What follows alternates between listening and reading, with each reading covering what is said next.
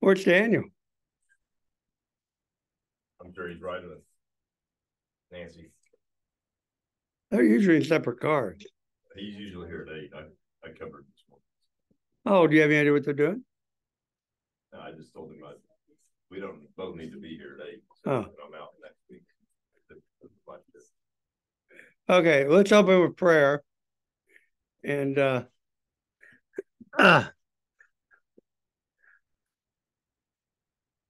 Janie, why don't you pray for us, please? Father, thank you for the rain that we needed. Thank you for a place with air conditioning where we can meet. And thank you for your word. And please let it fall on open hearts and open ears as we learn more about your plan for us today.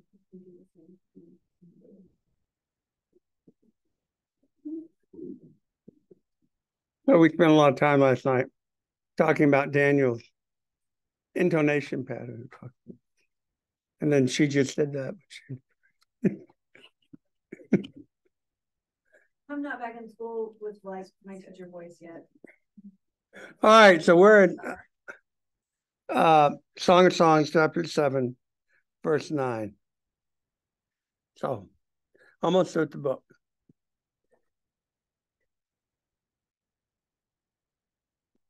There we go.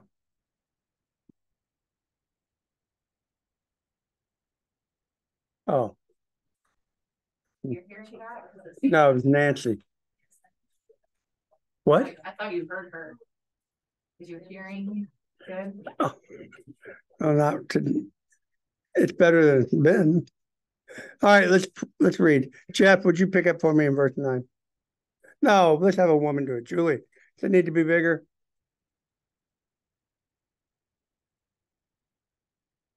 You can see that, right? Too big. I don't know if I You just have to scroll really fast. We'll do it like this. So this is the woman talking. Okay. And your mouth like the best wine. It goes down smoothly for my beloved, gliding over lips and teeth.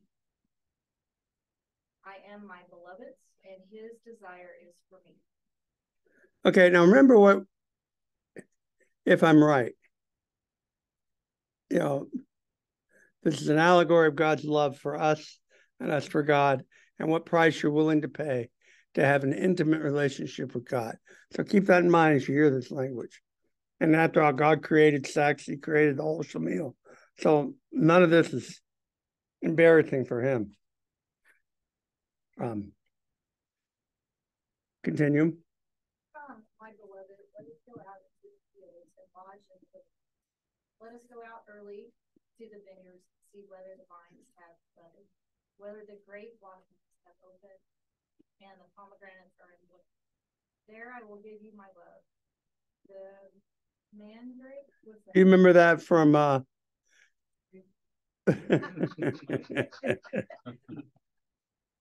no.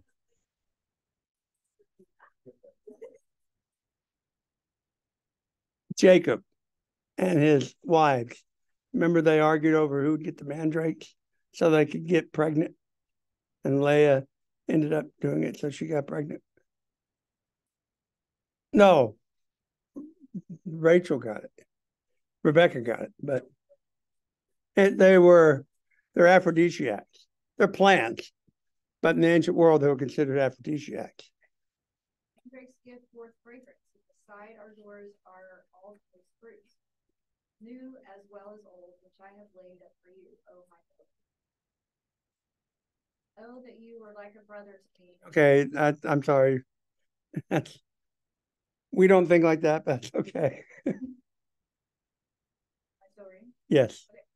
Oh, that you were like a brother to me, first at my mother's breast. If I found you outside, I would kiss you, and none would despise me.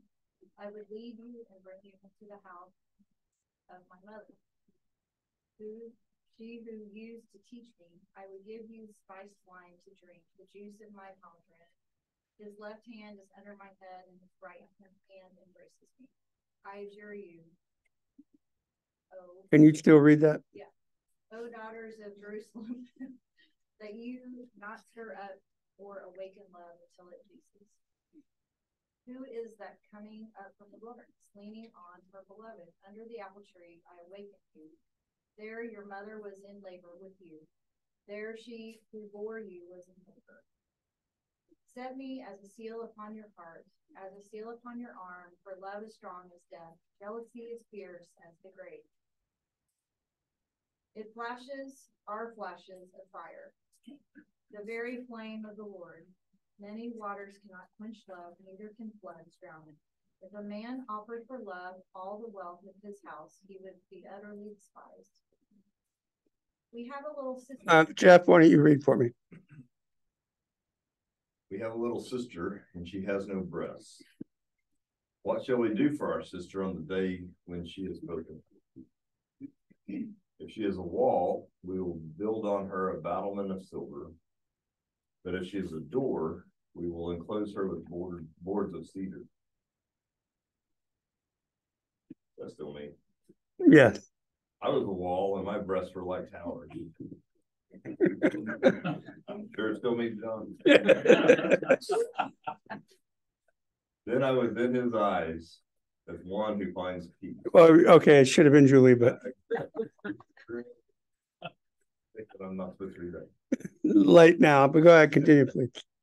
Solomon had a vineyard at Baal Hamon. Hamon, that's just a mountain in the north.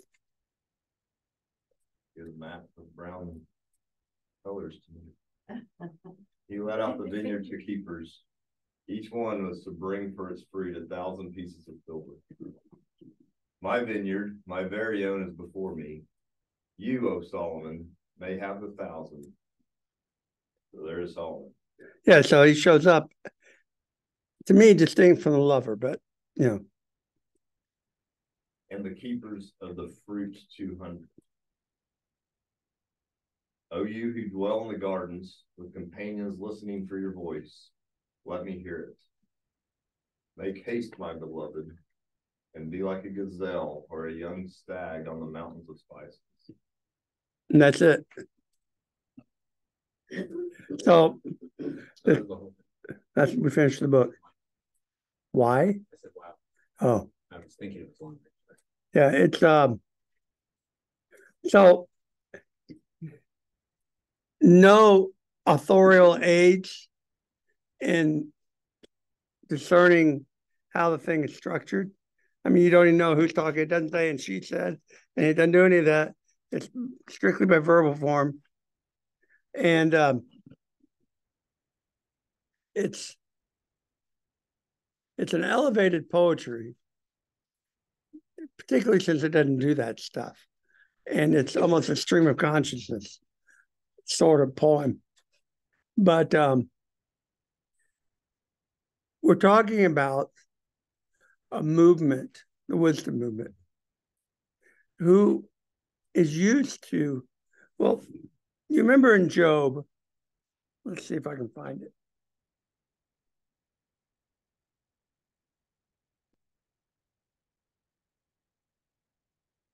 Chapter 5.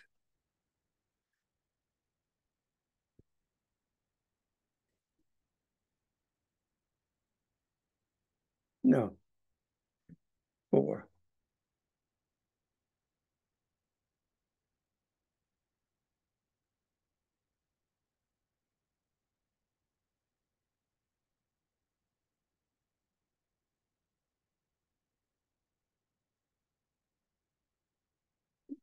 In Job, Eliphaz, in his first speech, says the following. Now a word was brought to me stealthily. My ear received the whisper of it. Amid thoughts from visions of the night, when deep sleep falls on men, dread came upon me and trembling, which made all my bones shake. A spirit glided past my face. There my flesh stood up. It stood still, but I could not discern its appearance. A form was before my eyes. There was silence. Then I heard a voice. Can mortal man be in the right before God? The point being, Eliphaz is having a supernatural experience, a vision. And so the wisdom movement is used to visions. They don't quite know what to make of them, though. And so then we come to not Ecclesiastes, Song of Songs. And you get this longing for that sort of experience.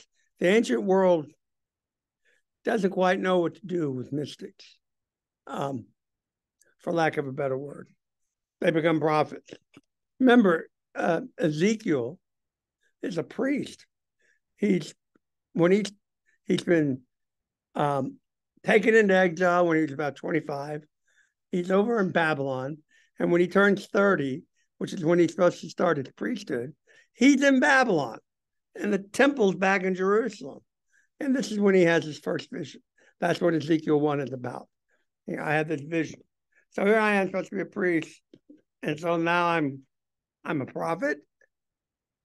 He doesn't quite know what to do with it. But they do it. And that's my point, is he doesn't hide from this. Eliphaz doesn't hide from this vision. They usually don't hide. So they embrace them. This level of intimacy with God is something they pursue. And to have a book dedicated to it. And notice it's a woman that's going to have this experience. I mean, that's the book's in her mouth. Not Solomon's mouth, not the lover's mouth. This is a book from her perspective. And the idea is intimacy with God was something that was available, but it wasn't common. And so you had to pursue it. And in Song of Songs, are you willing to pay the price? Are you willing to forego the normal to have this intimate relationship? That seems to be the message. And if you do, it's an intensely personal and intimate experience. I mean, why revert to sexual imagery as your painting of it? And he's not risque about it, he's not gross about it. He bounces over it. But you have to remember, when we think, that the Old Testament, we're covering two different periods. You have Israelite religion, and I'll just cover that. It's everything up to Ezra. But when Ezra comes, which is the exile, which is Chronicles, okay, not Kings, but Chronicles, Ezra, Nehemiah, and later, you enter into Judaism. You have the entrance of this new form, and it's very different. So Moses was not a Jew. Moses was an Israelite, and it was Israelite religion he was doing, the Mosaic covenant, named after him. And then they continued, David, not a Jew, even though he's a Judahite, where the term Jew comes from. He's an Israelite. Isaiah, not a Jew. He's an Israelite or an Israelite religion. And Israelite religion was marked by sacrifice. And what you did was you did a sacrifice for intimacy. And you remember the various sacrifices that we covered 28 years ago when we started this class. But a sacrifice of fellowship. It wasn't 28 years. But it was 7, wasn't it? I mean, Steve was still here. Yeah. All right. A sacrifice of fellowship, which we gloss over. But think about it. That's how their relationship with God was handled. And for the average Israelite, religion was flying under the radar. I hope God doesn't know I'm here, in essence. Occasionally you do, until you get the mystic looking for an intimate relationship. But the average Israelite wasn't looking for that, because that's just not the way the ancient world worked. If God knew your name, that usually was not a good thing. So you tried to avoid that. But some did. But the only people anointed with the Spirit Were who? See if you remember. Two more.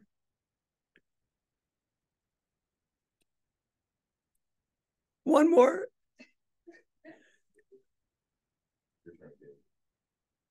Yay! Prophets, priests, and kings. Those are the only ones anointed by the Spirit. And then we get all this. That's longing for intimacy that we just read about. But look what it says in Jeremiah. You've had me, I have read this verse to you at least 448 times. Jeremiah, I don't know how to spell Jeremiah. For 28 years, right? Yes. Hey, Ezra, It's Judaism, right?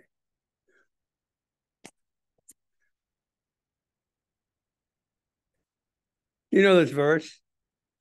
Behold, the days are coming, declares the Lord, when I will make new covenant with the house of Israel. What's going to be different about this new covenant?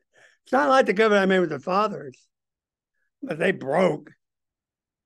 For this covenant I will make with the house of Israel to this days. I will put my law within them. Notice the intimacy again. I will write it on their hearts. I will be their God, and they shall be my people. And no longer shall each one teach his neighbor and each his brother, saying, know the Lord, for they shall all know me. That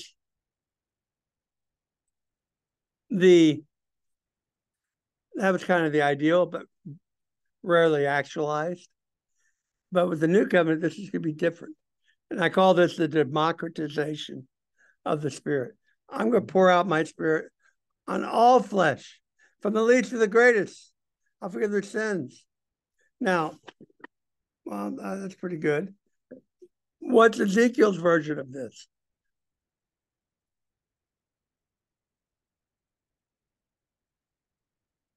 Right. No, 36. One of these days I'll learn these things. Middle of a thing. Ezekiel's talking. I'll sprinkle clean water on you. You shall be clean from all your uncleannesses, and from all your idols I will cleanse you.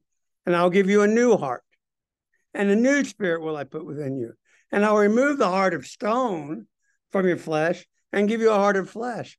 And I'll put my spirit within you. This is that democratization of the Spirit. Not just prophets, priests, and kings. I'll put my spirit within you and cause you to walk in my statutes. This is the problem. None of you can keep the law. I'll put my spirit in you so that you can keep the law. And be careful to obey my rules. You shall dwell in the land that I gave to your fathers, etc.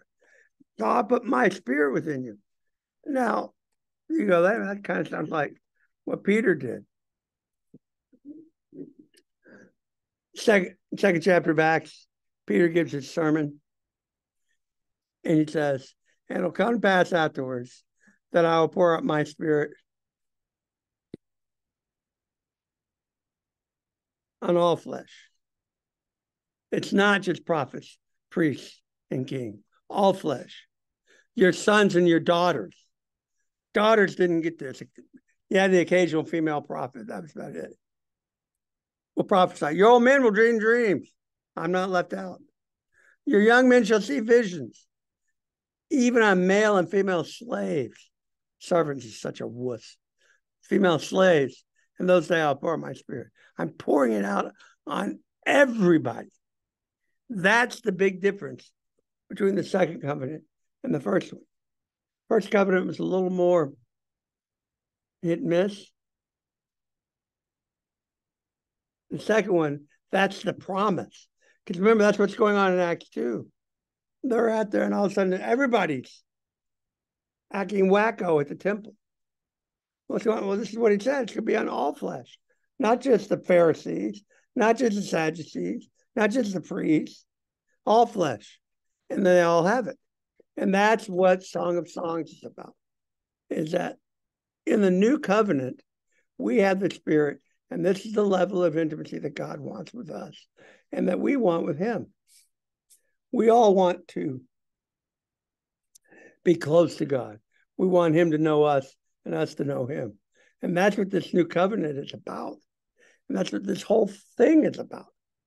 And Song of Songs is not a bizarre book. I mean, it is, but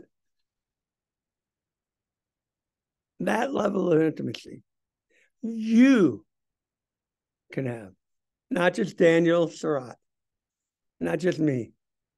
You can have. And he wants you to have it. Do you want it? That's the question. Does that make sense? No, any comments? No? You're describing separation. Yeah, well, do you know what Lasix is? You mentioned. I've got to go to the bathroom so bad. I hate this because it hits at the most inopportune time. I'll be back, and then we'll go back over that, if you don't mind. There's a lot of food over here.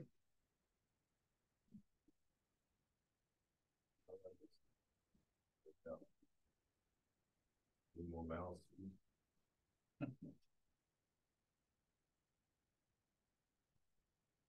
Did you leave your wife behind? No, she's in the mission. Oh, yeah. She's being Debbie with them. That's it.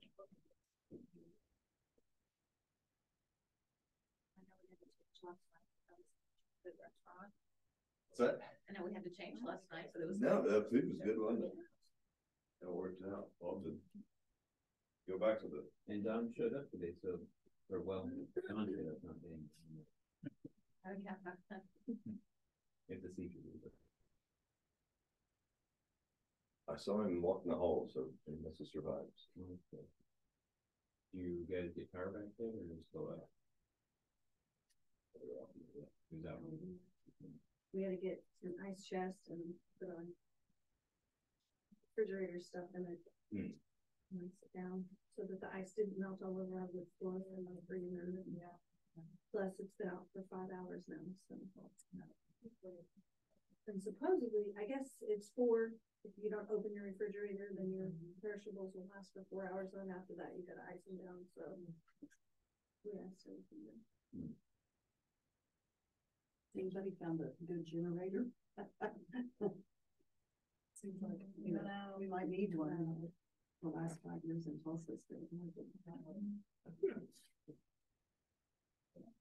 I know Kevin. No. Kevin could know somebody. Cause he bought me one. I'm not sure those would be young. Is that right? Yeah. Cleaning out the. Oh, wow. Yeah, we cleaned it out with him. We arranged it just so. Huh? We arranged it just so. Right. Yeah, I know. Yeah, I think it was on vacation. It was all just an excuse to Now that we're clean up. getting cleaned out, or Yeah. they were on vacation. I was in the hospital. I'm just So Julia Lost all their stuff. cleaning. Oh no, we go with that part for how long? Like a week. Yeah, it was long. It was a long. You, that's not good. It was kind of like yours. All their neighbors seem to have it. Yeah, that one, Yeah. like, Oh, we just got 2 or 3 people. Yeah. Yeah. He's. Oh, yay. Let's see their porch lights. We have how. Our alarm system is easier to see. All right, so back to Sunday school. Don, were you using the new covenant, this first and second covenant as separation? Because I thought that would be later. The Unless that makes sense what they were getting. I thought they were talking about it. Jeremiah is talking about a new covenant, but that's not a reference to the coming of Judaism. What is the most catastrophic event in the history of Israel? Destruction of the temple and the exile. And that took 3 different phases. 605 BC, Babylon defeats Assyria. Assyria is off the face of the map. They're gone. The Nazis are eliminated. And now we have communist Russia instead. Communist Russia defeats the Nazis. But then they get called home because they got to establish their power. 598, so about 7 years later, they come back down, the Babylonians, which is modern Iraq. Oh, wait. Jeff was calling it out. he was bemoaning. He was saying, by God, we are going to do light browns.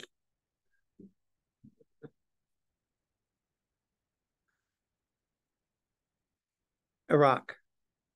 This is Baghdad or Babylon. And if you have anybody that was in Mosul, they're here. That's Nineveh. Nineveh is the capital of Assyria. Assyria's empire for hundreds of years.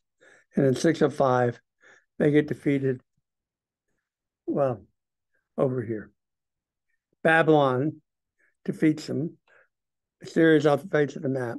But Nebuchadnezzar, who was the general, has to go back and establish his power. So he does that. Meanwhile, it's all Hades over here and all the subjugate countries.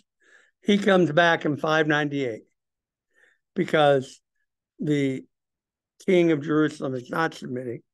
He's rebelling. He says, fine. And so he hauls off 30,000 of the cream of the crop of Jerusalem. Everybody that has a skill or an education, they get hauled off to Babylon. Included among them is a young man named Ezekiel. Meanwhile, Jeremiah is stuck here. But he's telling the people, submit to this. This is God's doing. Don't fight this. People, it's not received well by the Israelites. Babylonians said, yeah, okay. We like what you're saying. So they help him out. So split up. Ezekiel's over here. Jeremiah's still here. And this is a Babylonian province. And still has a king, Israelite king, Judean king. And this is, 5 years later, that's when Ezekiel has his vision and realizes I'm a prophet and all this. So 11 years later, 598, it's this exile of 30,000. And then 587, Babylon comes back. So that's it. It's a 3-year siege. And they eliminate Jerusalem. He destroys it, destroys the temple, hauls off everybody that's left over to here, and brings in some other people. Said, you guys are just insane. And that's the exile, because it's also when the destruction of the temple happened. And God's glory has left. Ezekiel has a vision of God's glory leaving the temple. Meanwhile, Jeremiah's over here. He sees this. And then he gets kidnapped by some Judeans, and they flee down to Egypt, and he disappears. We assume he dies down there. That's all we know. That's where he finishes writing the book of Jeremiah with Baruch. So that's catastrophe. Ezekiel can't be a priest because there's no place to do it now. And he's over here anyway. And it's the adaptation to the fact that they're over here and not in the Holy Land that Judaism comes into existence. Because they said, well, what do we do? How do we do our religion? We have priests, but they can't do anything because the temple's gone and they're not in the Holy Land anyway. And so what they developed over about a century was Torah study, almsgiving, and prayer as a substitution for the whole sacrificial system. And that is Judaism. And that comes into existence about now. According to Jewish tradition, Ezra, as in the book of Ezra, he's the founder of Judaism. So around 400 BC. Meanwhile, 587, temple's destroyed. 536, the Persians, modern Iran, captures Babylon and destroys them. They capture the city without firing a shot. It's a famous thing. They take the city over. And the Babylonians, the Persians, they're Zoroastrians. They're monotheists, not in the one true God. But they're a completely different people. And they're very different And Cyrus is the guy that's leading this. And Cyrus he tells them, look, the Babylonians hauled you guys off over to here. And it's not just the Judites, it's all kinds of people. And so Cyrus issues this decree, this famous decree, first year. As soon as he takes over, that's what he does. If you want to, you can go home to your original country. I'll pay for it. When you go back, I want you to rebuild your temples. I'll pay for that. And all I ask is that you pray for me. Now, what do you think the people's response was to that? Woohoo! Cyrus, in fact, Isaiah in chapter 45 calls him a Messiah. That's just unheard of. And they go back. Not everybody goes back. Basically, you don't have to go back. Some of you have been here a long time. You've made your homes here. I understand that. But if you want to go back, you can, and I'll pay for it. So they go back, and that's the whole Ezra, Nehemiah, and starting the book of Zechariah, and rebuilding the temple. And you'll remember they weren't particularly enthused about building the temple. Well, that's because they've been doing Judaism now without a temple for 70 years. That's 2 generations. My grandfather was the last one that did anything with a temple. So I don't particularly care. God sends a couple of prophets and says, no, you need to rebuild the temple. And so they do. And then later, Ezra is picked by the king of Persia from way over here in Susa, and he goes back to Jerusalem to reestablish the law. Mind you, there have been Jews sitting in Jerusalem for 200 years, but he's going to come back and tell them what the law is. And he's going to do it with the power of capital punishment. You will do the law the way I tell you to do it. And that's what he does. But it creates a tension in Judaism within the people. So you have Judaism replacing the sacrificial system. That's Judaism phase 1. And that lasts till 536 when they rebuild the temple. Or Persia tells them to rebuild the temple. Then they rebuild it. So Judaism is in phase 2. So we're about 525 BC. They've rebuilt a temple. They're doing the sacrificial system. They have priests. But most of Judaism doesn't involve that. It's studying Torah and praying and giving to the poor. They still do the sacrifice, but they don't quite, they're coming up with this workaround. That's what they're doing. That's what Judaism is going through. And this is Judaism phase 2. We call that Second Temple Judaism because the Second Temple's been built. This is the Judaism that Jesus comes into. He's born into this. And in this time period, you have the rise of certain groups that weren't there in the Old Testament. So the priests, every time you turn around, a different high priestly family becomes the clan from which all high priests will be chosen. One was the Sadok, the high priest of David.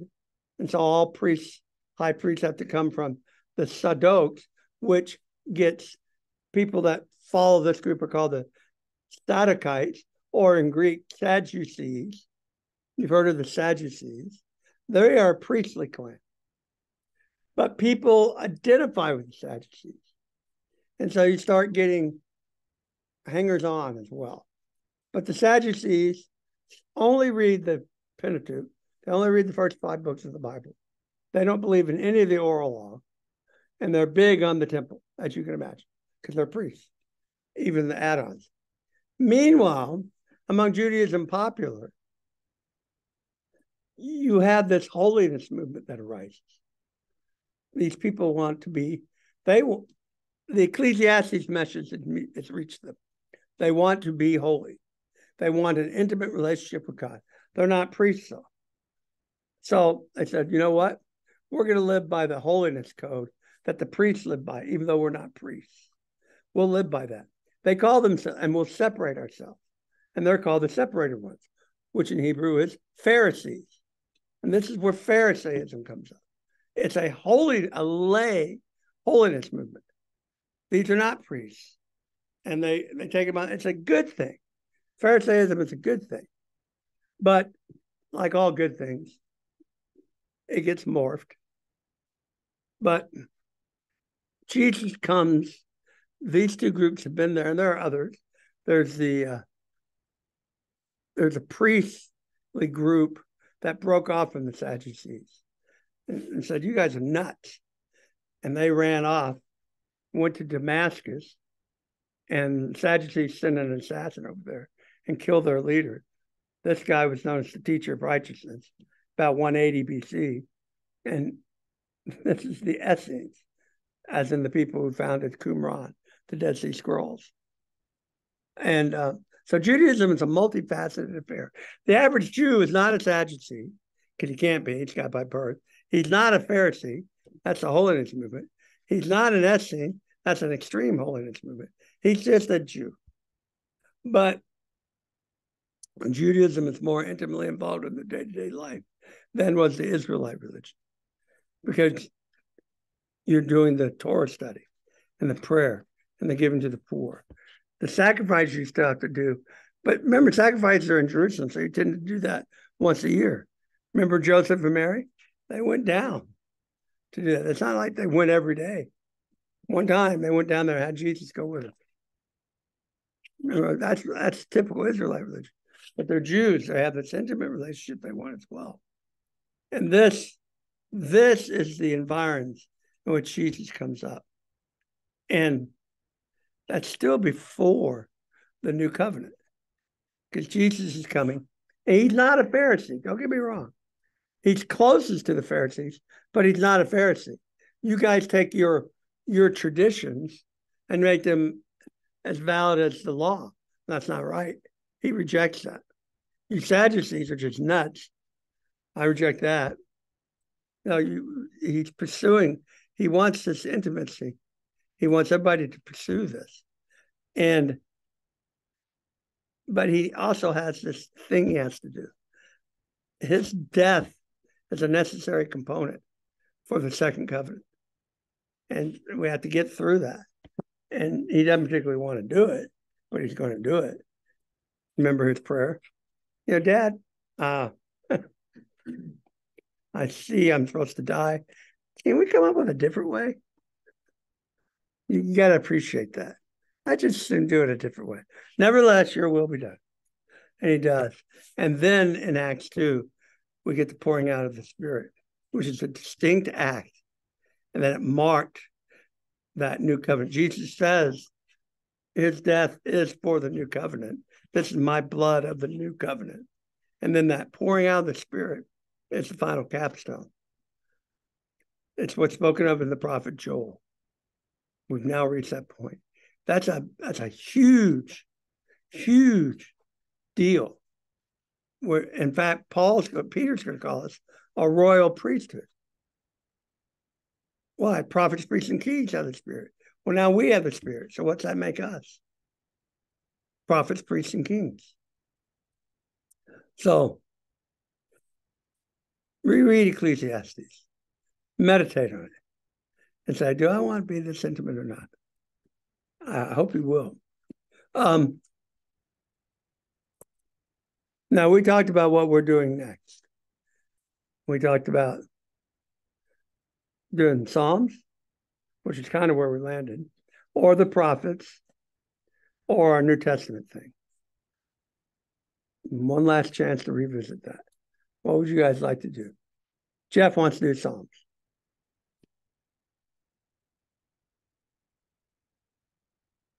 No comment? You like what?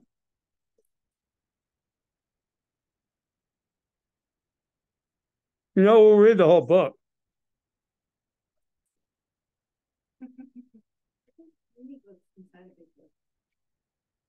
That's 5 divisions. Okay, then. Psalms when I get back next week. I'm not going anywhere. Psalms next week. Okay. All right. Any questions? Like 5 weeks. 5 years, you mean? How long did it take us to get through the Pentateuch?